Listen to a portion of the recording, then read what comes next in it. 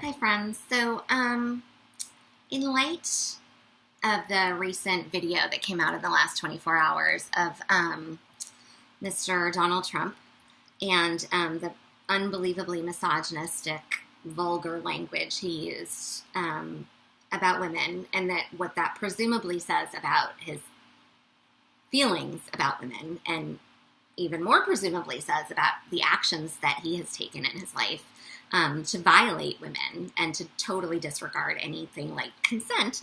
I have just been doing a lot of thinking as a mom to both a son and a daughter about what kind of person do I want as president.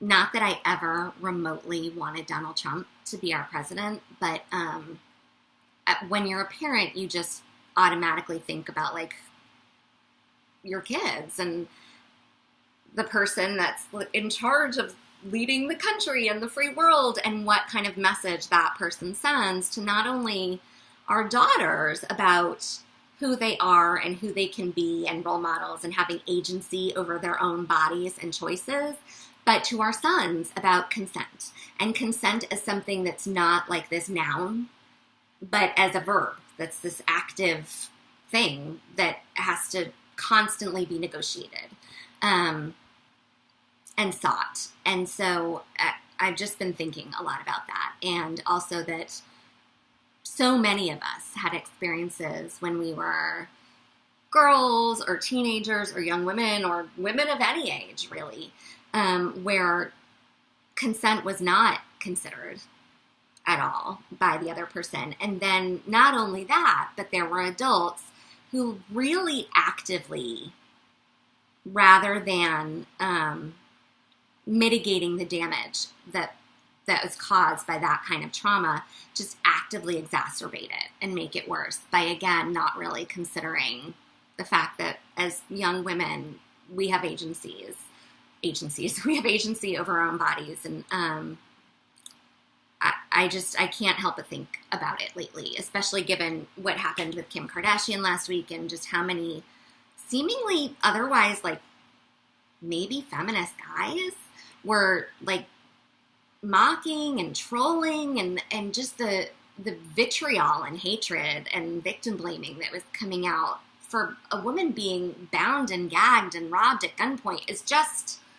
It's just so disgusting to me, and you would think at this point in my life it wouldn't shock me, and every time it does, I never cease to be shocked by it, and I shouldn't be, and I am. I don't know if I have some weird amnesia about it, I don't know, but this is a piece I used to perform. It's called Lessons in Laughing, and I used to perform it a lot, and that's all I really need to say about it. And here it goes. Also, I used to have it totally memorized, and I don't anymore, so I'm going to be looking down a bit, and I apologize if that's kind of weird in the context of a video.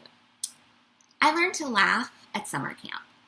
Yes, I had laughed before my first summer at Camp Young Judea, a conservative Jewish Zionist summer camp in the hills of New Hampshire, but I had never learned how or why to do it. I quickly learned that boys were the reason for learning to laugh. I was 9 my first summer, and even then, it was a necessity to have a boyfriend to be cool. Mine was Adam Davidoff. He was 8. One trip day, he won some fuzzy rainbow dice and gave them to me. That's kind of like 9-year-old sex. And as I watched the corners of his mouth turn upward as I giggled as I handed them over, and I watched his pink face start to match the red stripe on the fuzzy dice, I knew I had learned to laugh properly.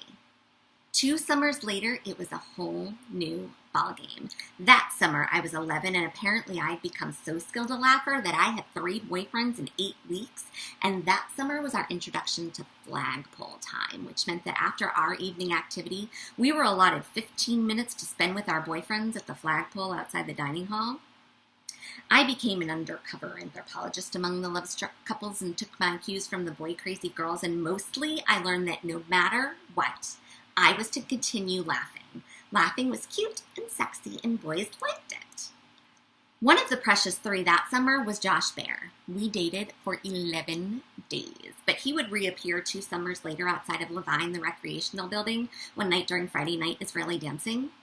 "Didn't I date you?" he asked, and his voice was cocky. He was now 14 and I was 13, and so memories of 2 summers ago were as fuzzy as the cubes from Adam Davidoff. And so we talked, and of course I laughed, and talking evolved into back rubs, and still I laughed. And when it was my turn to have my back rubbed, I laughed even more, because that's what girls were supposed to do with boys. And then when his hands got really heavy on my back, I laughed. And when he grabbed me by my sides and flipped me over on the cement wall so hard that I felt like crying, I laughed. And he started moving his body up and down along mine, and I laughed. And I looked around, and everyone else was gathering around and laughing, campers and counselors, and so I laughed too. And I kept laughing as his hand forced his way up my shirt, and even when he pulled so hard that the straps ripped and my bra came off in his sweaty hand, I laughed. And as he swung it around in the air like it was a prize, like it was Adam Davidoff's fuzzy dice from Trip Day, and I looked around, and everyone else, the counselors I was supposed to trust like family and the campers I was supposed to love like family, cheered and laughed, I laughed too, because that's all I had been trained to do. And after I snatched back my tattered bra and ran laughing all the way down the gravel path past the flagpole back to cabin 9G, I lay on my bed and the laughing turned to crying, and I couldn't figure out why I felt so hysterical and dirty, because I had done everything I was supposed to do. And I still couldn't figure it out when the camp director called both of our names, Josh Bear's and mine, over the microphone at dinner, and the whole dining hall laughed. And we had to go to his office, and even though I wanted to cry, I laughed during my climb up those stairs walking beside Josh Bear. And as we sat in front of him, I was sorry that I had ever cried at all, and even sorrier that I had done so in front of my counselor, because now I was in trouble, and I had to bring my tattered bra as evidence. And even though I wanted to cry again, I remembered to laugh as I answered questions. Yes, I knew him, and yes, we had dated, and yes, I had offered to give him a back rub, and of course, yes, I had laughed. Had I said no?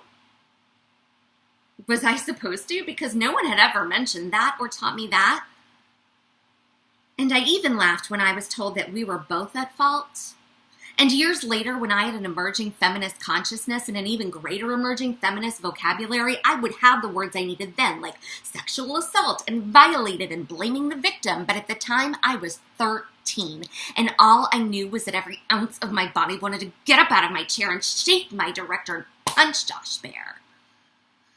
And when I suggested that it wasn't my fault, my director looked up and smiled, and I was sure he too was about to laugh, and he replied, "But Lainey, you were laughing."